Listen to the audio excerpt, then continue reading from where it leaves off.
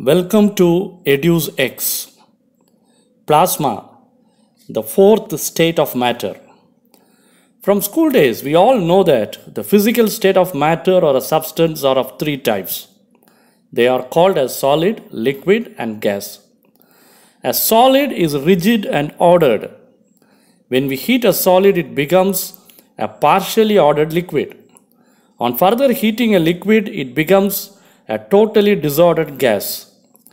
The best example for this transformation is solid ice on melting becomes water, which on further heating becomes water vapor. This is a reversible process, which means that the water vapor can be condensed back to water, and that water which is frozen to become an ice.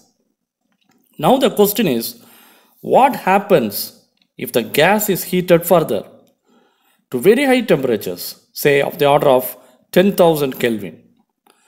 In such a situation, the gas break away into positive ions and negative electrons. Now a new state is formed which contains ionized gas with approximately equal number of positive and negative electrons.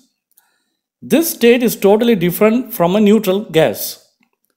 This new state is called plasma, which is the fourth state of matter.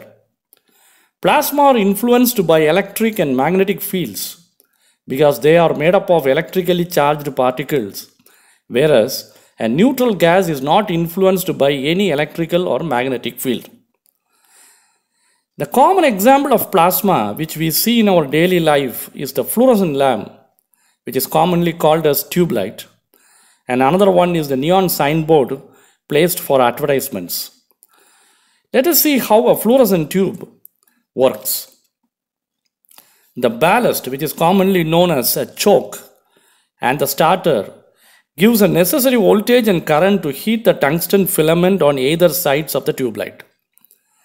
This increases the temperature of the filament, which results in thermionic emission, and electrons will start coming out of the filaments. These electrons collide with the molecules of the gas which is filled in the tube light and thereby make them to release electrons and become ions. This results in a plasma state, a gas composed of electrons and ions which gives UV radiation. When this hits the walls of the tube light, which is coated with phosphor, it gives visible light. This will continue as long as the electrical power is available. As you see, when a gas filled in a tube is given very high voltage, the electrons and ions are separated from the gas. This will result in a continuous beam of charged particles between the anode and the cathode, and the plasma is created as shown.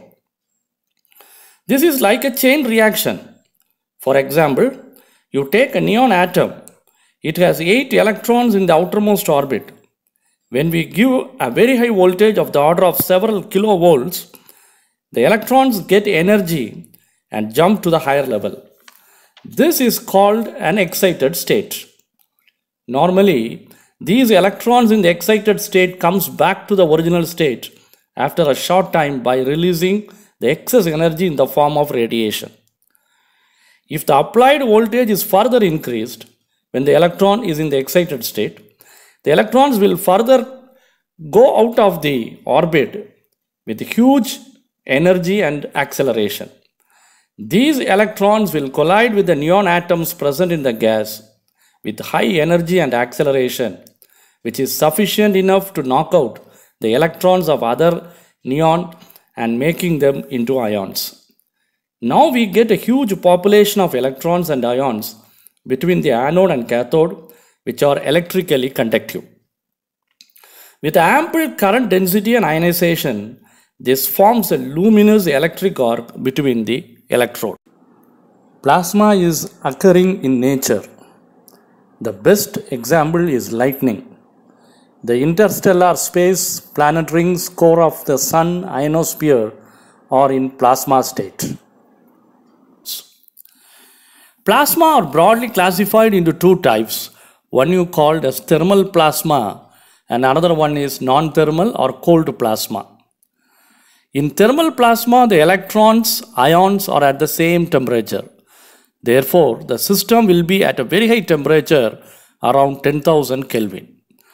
On the other hand, in a non-thermal plasma or cold plasma, the electrons are at high temperature and the ions are at very low temperature.